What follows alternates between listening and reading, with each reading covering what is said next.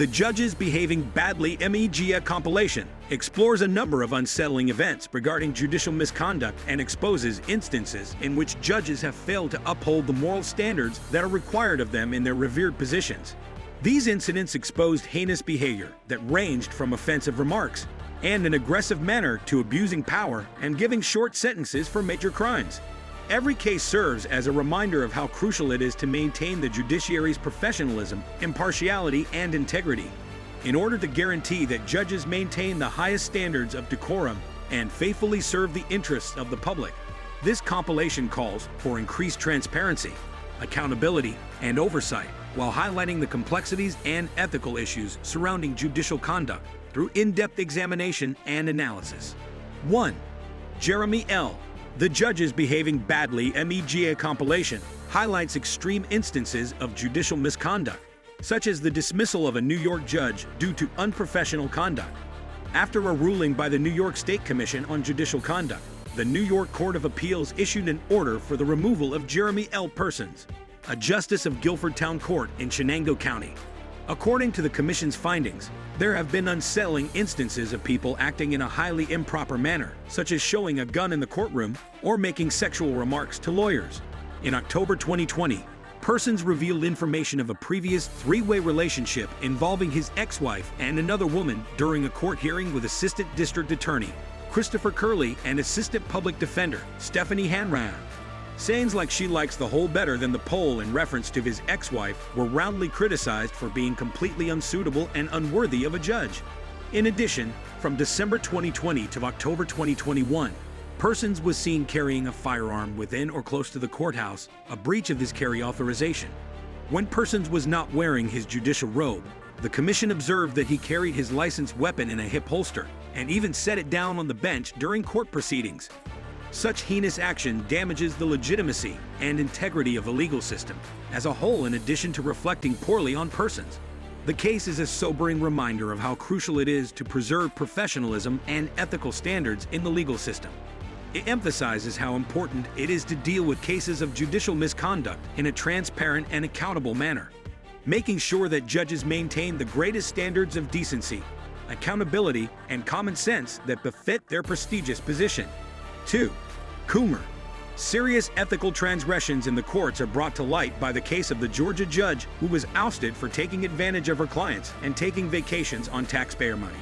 It was discovered that Christian Coomer, a former state senator who was on the Georgia Court of Appeals, had broken campaign finance laws and exploited an elderly client for his own financial profit. According to the investigation's findings, Coomer behaved dishonestly and took use of his position for personal gain. His acts, which included embezzling money from clients and financing family vacations with campaign cash, finally resulted in the Georgia Supreme Court ousting him from office. Through his misbehavior, Coomer not only betrayed the public's trust, but also damaged the judiciary's credibility. The court's decision to remove him underscored how crucial it is to preserve moral principles and the public's faith in the independence of the judiciary. Even though Coomer has been on a paid suspension since January 2021, his dismissal emphasizes the need for more effective procedures to deal with judicial misbehavior. The case emphasizes how important it is for the court to be transparent and accountable in order to guarantee that justices maintain the highest moral standards and genuinely represent the interests of the public. 3. Mark Thompson. Former Summit County Judge Mark Thompson's case serves as an excellent example of the negative effects of judicial misbehavior, as well as the significance of upholding professionalism and calmness on the bench. Thompson's actions breached judicial norms of conduct and weakened public confidence in the judiciary. These behaviors included losing his cool during court hearings and making inappropriate threats towards lawyers and litigants. Thompson's problems started when he was reinstated to the bench following a disciplinary ban for pointing a firearm at his stepson. Thompson did not exhibit the required civility and restraint that one would expect from a judge, even in spite of this previous occurrence. 2 days after his return, he scolded and threatened to put lawyers in jail in a case. Later on, he disrespectfully and unjustly addressed parties in a domestic relations issue. Thompson was publicly censured by the Colorado Supreme Court for failing to respond to earlier disciplinary proceedings, concerns about his capacity to control his anger and behave in a respectful manner. Thompson's actions were a disgrace to the judiciary in general and to himself in particular. 4. Theodore G. Crott. The article highlights a worrisome case involving Judge Alexis G. Crott of Michigan's 31st District Court, who, in the course of a court case regarding property maintenance difficulties, showed startling behavior towards a 72-year-old cancer survivor. Judge Crott berated and shamed the old man in a harsh and arrogant way, showing no compassion or sympathy for his situation. Judge Crott acted in an insensitive manner toward the man's health concerns, shouting at him for not taking care of his property and threatening to put him in jail. The story emphasizes Judge Crott's injustice and ridiculousness, making comparisons between his gruff and intense manner and that of renowned chef Gordon Ramsay. The author calls for accountability and questions Judge Crott's propriety of behavior, expressing shock and anger at the degree of disrespect she displayed.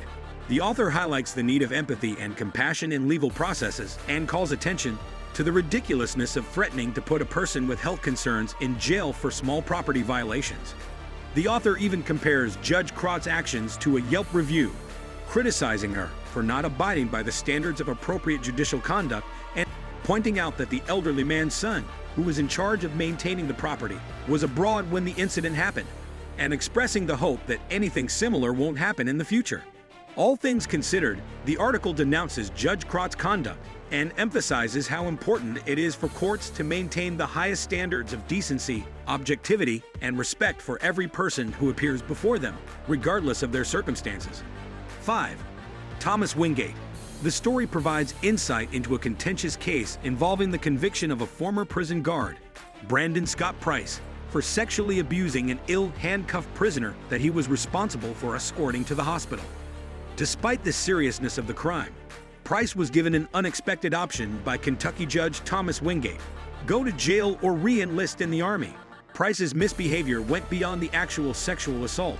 By carrying the prisoner by himself and acting and saying in a sexually suggestive manner toward her during her 5-hour hospital stay, Judge Wingate noted at Price's sentencing that the former guard was getting a light sentence, calling it a big break. The fact that the initial felony charge of third-degree sodomy was dropped in favor of a misdemeanor charge of second-degree assault demonstrated this leniency. The nature of Price's offense and the frequency of sexual assault in the military, however, prompted serious concerns about the option to re-enlist in the Army as an alternative penalty. The decision-making process of the judge and the consequences of judicial tolerance in situations involving significant charges are questioned in this article.